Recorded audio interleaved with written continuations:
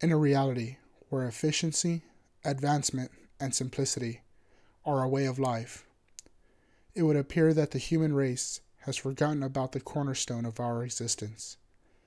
Procreation is seen as a tool of continued human life, but what are the theatrics of it all? Romance. Romance has taken a back seat to our new agendas of living in this world. This short was filmed in 2008, when social media was and still is a big part of our everyday lives. I found 3 hopeless romantics who would share their concerns for the sake of love, romance, and some dare say, happiness.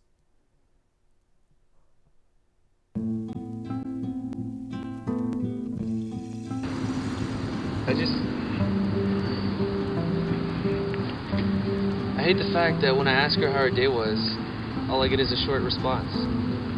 Just short, simple text. And usually it's like, it's alright, or it sucked, or just, I don't know, just bullshit.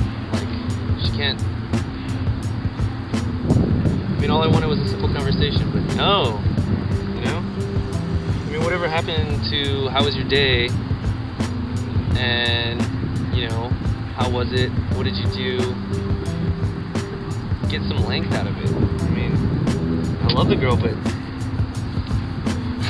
damn, a little communication would be nice. I mean, I'm only asking because I care.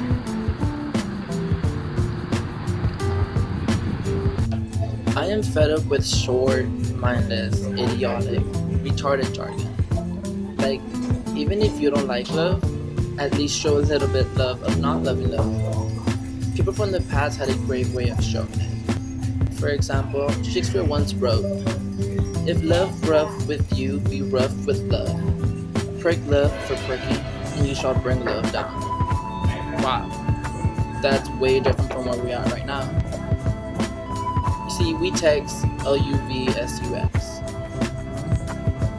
Where's the passion in that? There's no passion. It seems like we lost the passion for writing, the language, everything. We're just straightforward, straight to the point. And quite frankly, I'm not with that. That's not the way we roll. Everybody already has standardized outlines and expectations of people. Especially, point in case, when you're instant messaging, it's gone from simple pleasantries to tiptoeing around people and getting to know them, straight to the point. ASL. You have your age, which sets up a number of determination. Is this person too young? Is this person too high? You know, you have a predated age range. And then you have sex. It's simple compatibility. If you're heterosexual, you're not going to be searching for somebody of the same sex. If you're homosexual, you're not going to be searching for somebody of a different sex. You know? And then you also have location, which is like point of devotion. It's like, how much effort is it going to take to see this person if you want to get to that point? Not just that, it's also, is it ever going to fill a physical need? No.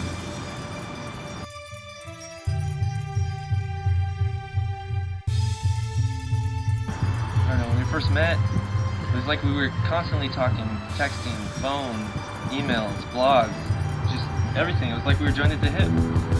And, I mean, now it's like we have nothing to say to each other. It's just short and simple, like I said. I mean,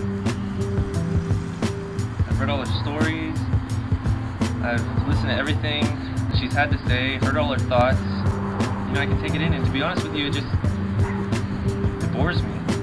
I mean, I don't know why we didn't just pace ourselves. It seems like a whole year of conversation just condensed to 3 months. 3 months of greatness, and now everything's just so short. I don't know. It's weird. I've got to the point to where if anything new happens to me or her, we'll just post it up on Twitter. I mean, just to get it out there in the open. That way we don't even have to talk about it. It's just stupid. time.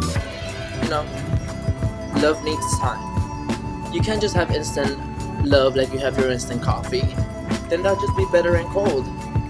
You know, love needs to fester in the soul. With every romantic letter, with every romantic conversation you ever had, you need to marinate in its splendor. You know, for example, like in Pride and Prejudice and The Color Purple, love letters were waited for. And while they're waiting for the letters, they are thinking about the wars and feeling anxiety till the next letter comes. Nowadays, we get upset when someone takes 10 minutes to reply to our text, and just to find out that they just simply implied LOL.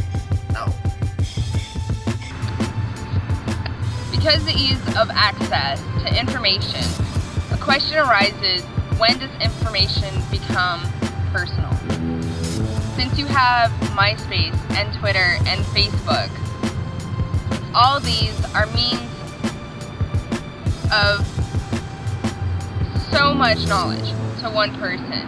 You know, on MySpace you have a corner of nothing, just hobbies, occupation, likes, dislikes, and whatnot. And you have their blogs, and you have all the access to information. When does it become a point where when somebody tells you something, you don't think it's already known to everybody else? You actually believe that they're confiding in you. There also is that impersonal atmosphere that is given to the person giving the information and the person receiving information. You know, it's uncomfortable. You don't know whether this person is going to take you seriously when you give out that information, and that other person doesn't know if they can take you seriously by getting this information. It's more of a hassle.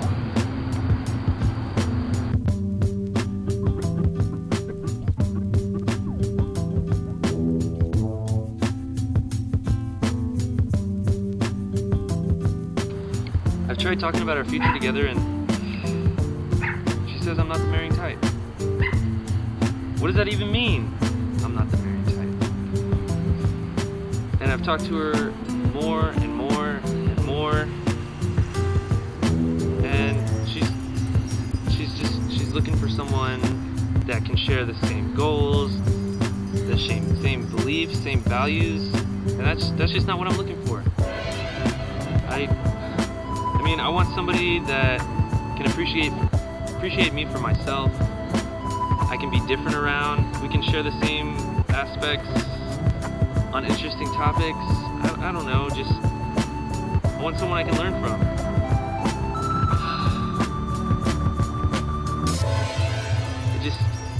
It seems like people are putting taglines on happiness. And, you know, you can't really Google happiness. You can't search for that shit. You have to find it yourself. And I don't know what's come between us. The scope of significant others has brought new meaning in this day and age to the phrase, "There are plenty of fish in the sea." Since the dawn of the World Wide Web, we can interact with anybody, anywhere. It started out from socializing in your area, managing tasks, multitasking, now to specifically searching for somebody to fulfill a need in the moment. I think what we look for in a significant other has dramatically changed. So far, everyone I've met has feared commitment. Why? Because they're not looking for a long-term romance. They have a need to fill for the moment, and they're constantly feeling that need with a new person. Where's the romance in that? Whatever happened to growing up with a person? I'll tell you what happened. Technology. Technology has given us a lot of options, and we've taken that concept and applied it to romance. We can now change significant others as often as we change our MySpace profile layouts, I guess.